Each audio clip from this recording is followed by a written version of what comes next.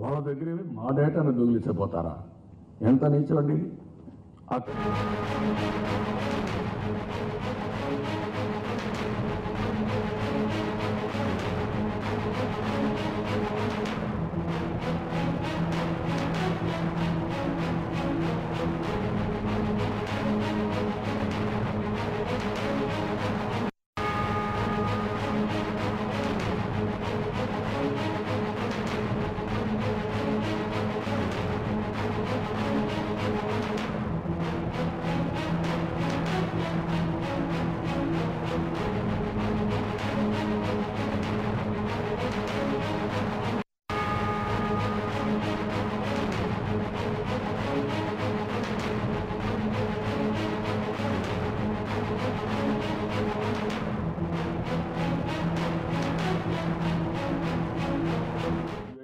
DIA EC launch probe SIT కింద ఇచ్చారు, video leak చేశారు. అది 26వ తారీఖు వచ్చింది. అప్పుడు విజయసాయిరెడ్డిని కంప్లైంట్ ఇచ్చానని చెప్పలా. ఎవరు కంప్లైంట్ ఇచ్చారో ఇంతవరకు చెప్పలా. ఎక్కడ కంప్లైంట్ ఉందో ఎవడు చెప్పేవాడు లేడు. అంటే కంప్లైంట్ లేకుండా దొంగతనం చేశారు వీరు. Who are you to do that? 23వ తారీఖు మీరు చేస్తే 26వ తారీఖున పేపర్లో వస్తే ఎవరు చేశారు కంప్లైంట్ మీరు చెప్పకుండా పోలీసులు వచ్చి అతిగా ప్రవర్తించి ఇష్టానుసారంగా చేశారు. దానివన్నీ కూడా మేము వాళ్ళ దాడి సోదాలు ఎన్క్వైరీ బెంచ్లు అన్ని ఫోటోలన్నీ బయటకు వచ్చాయి. 23వ తారీఖు వచ్చినట్టన్నీ కూడా బయట పెట్టే పరిస్థితికి వచ్చాం. అది ఎప్పుడు చెప్పా కూడా మీకు ఇస్తాం. 2వ తారీఖున 2-3 అర్ధరాత్రి 12-15 నిమిషాలకు ఫిర్యాదు తీసుకున్నారు. నేను అడుగుతున్న ఎవడన్నా 12-15కి డేటా పోయిందని ఎవడన్నా ఇస్తాడండి? మిడ్ నైట్ ఏదో హత్య జరిగితేనో అత్యాచారం జరిగితేనో కిడ్నాప్ చేస్తేనో లేదంటే డ్రంక్ అండ్ డ్రైవ్ ఇలాంటి కేసులు వస్తాయి తప్ప ఆ 12-15కి ఇవ్వడం. అక్కడి నుంచి ఆ కంప్లైంట్ వస్తే మీరు ఏం చేయాలి? గవర్నమెంట్ డేటా పోయింది, ఎవరెవరో తీసుకున్నారు, దొంగిలిచ్చారు, ఎవరికి చెప్పాలి? That is my data, my government, we are in sovereign power. మీదొక ప్రభుత్వం, మాదొక ప్రభుత్వం. మా ప్రభుత్వ డేటా పోయిందంటే మీరు ఏం చేసి ఉండాలి? గౌరవంగా మీ సెక్రటరీనో మీ వ్యక్తిలో ఎవరో మా ఐటీ సెక్రటరీకో ఫోన్ చేయాలి. మీ డేటా పోయింది, దొంగతనం జరిగింది, మీకు రెఫర్ చేస్తున్నాం అని చెప్పుంటే మర్యాదగా ఉండేది, గౌరవంగా ఉండేది. ఇక్కడే కుట్రలో భాగం. దొంగతనంగా మా డేటా తీసుకుని తిరిగి మన మీద కేసు పెట్టారు. అందుకే మన మీద కేసు పెట్టారు. కేసు పెట్టి 7 గంటలకంతా 2వ తారీఖు అర్ధరాత్రి ప్రయోజనం చేసి 7 గంటలకు వెళ్ళిపోయి ఉద్యోగులు ఇళ్ళని సోదా చేసి వేధింపులు చేయడం మొదలుపెట్టారు. ఎవరైనా సరే మీరు కూడా మీ ఆఫీస్కి వచ్చి పోలీసులు సోదా చేసి ఇవన్నీ చేసి ఎంత భయపడిపోతారండి? 3వ తారీఖున అశోక్ తరపున హెబియస్ కార్పస్ పిటిషన్ వేశారు. ఆ సాయంత్రం హైకోర్టు దాన్ని విన్నారు. 6:30 గంటల హైకోర్టు ఆర్డర్ బయటకు వచ్చింది. 4 ఉద్యోగుల్ని కోర్టులో నెక్స్ట్ డే 10:30 ప్రొడ్యూస్ చేయమన్నారు. ఇంకా మనకు తెలుసు వాళ్ళు అక్కడి నుంచి తెల్లవారు తీసుకొచ్చారు. తెల్ల కాగితాలపై వీఆర్ఓల సంతకాలు తీసుకోవడం ఏంటని కోర్టు అడిగారు. అంటే కోర్టుకు చాలా వరకు దీని మీద అనుమానాలన్నీ ఎక్స్ప్రెస్ చేశారు. ఎంత ఎక్స్ప్రెస్ చేశారంటే ఇక్కడ మీరు చూస్తే నేను ఆ డేటా అంతా కూడా మీకు ఇస్తున్నా. ఇప్పుడు టోటల్గా డాక్యుమెంటరీ ఎవిడెన్స్ అంతా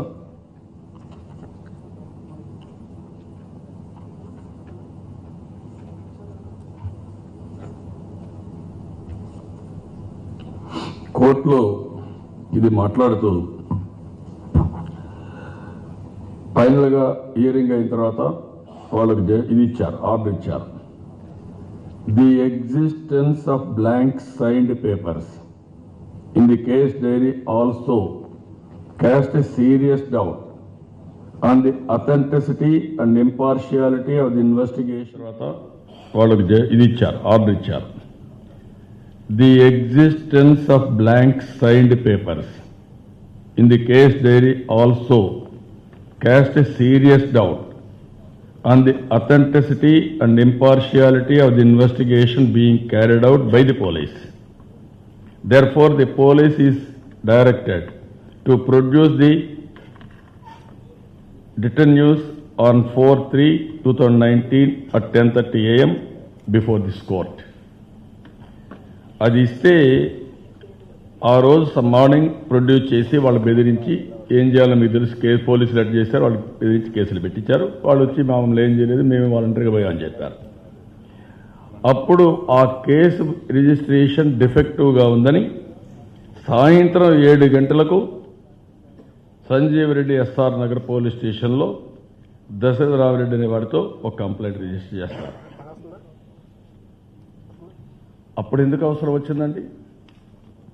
వాళ్ళు రిలీజ్ చేశారు, హెవీ కార్పస్ మీద ఎందుకు చేశారు? దానికి సమాధానం లేదు.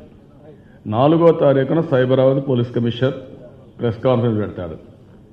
హైకోర్టు తప్పు చెప్పింది, తప్పు పట్టింది చెప్పడు. 7వ తారీఖున మళ్ళీ సిట్ వేశారు. అక్కడ స్టీఫన్ రవీంద్ర ప్రెస్ కాన్ఫరెన్స్ పెడతాడు. అతను 23వ తేదీన సోదా నిజమని, దాడి నిజమని ఆయన ఒప్పుకుంటాడు. సజ్జనార్ చెప్పడు, స్టీఫన్ చెప్తాడు, ఆయన యాక్సెప్ట్ చేస్తాడు. నేను అడుగుతున్న 23 చేసి ఎవరు అధికారం ఇచ్చారు మీకు? ఎవరు మిమ్మల్ని చేయమన్నారు? ఎవరు ఫిర్యాదు ఇచ్చారు? మీకు కల వచ్చిందా? లేకపోతే వాళ్ళు చెప్పిన మాటలు మీరు ఆ script as it is act చేసిన మాట వాస్తవం అవునా కాదా? ఇది కేసే లేదు, కేసే లేదు, మీరు యాక్ట్ చేశారు, మీరే యాక్సెప్ట్ చేస్తున్నారు. దానికి సాక్ష్యాధారాలు నేను పెట్టాను. ఎవరెవరు పోయారో ఫోటోలన్నీ కూడా మీకు ఇస్తున్నా. ఈరోజు మీరు చూస్తే ఈ ఫోటోలు చూసిన తర్వాత ఆఫీసులో జరిగినట్టన్నీ మేము రిలీజ్ చేశాం. ఇవన్నీ ఫోటోలు ఉన్నాయి, బంచ్ ఆఫ్ ఫోటోస్ మీ పేపర్లో కూడా వచ్చాయి. ఇది ఎప్పుడు జరిగింది దాడి? 23 జరిగింది. 23 జరిగితే కమిషనర్ ఆఫ్ పోలీస్ మాట్లాడుతూ కనీసం దాని గురించి నువ్వు మాట్లాడవు. అదే స్టీఫన్ యాక్సెప్ట్ చేశాడు. ఇది కుట్రలో భాగం అవునా కాదా నిలదీస్తున్నా. అంటే ఇక్కడ ప్రిలిమినరీ ఎంక్వైరీ 23వ తారీఖు చేశామంటాడు. అయితే ఎవరుది ఫిర్యాదు చేశారో చెప్పరు. పేపర్లో విజయసాయిరెడ్డి ఫిర్యాదు అని చెప్పుకుంటారు. అతని ఫిర్యాదు కూడా అక్కడ ఉండదు. అదే మరి ఇంకొక పక్కన మీరు చూస్తే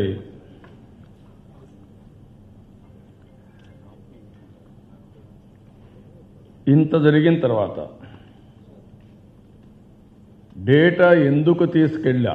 పర్మిషన్ లేకుండా ఒక పార్టీ, ఒక వ్యక్తి కూడా కాదు, ఒక వ్యవస్థ, ఒక రాజకీయ పార్టీ, ఆ విషయం కూడా గుర్తుపెట్టుకోవాలి.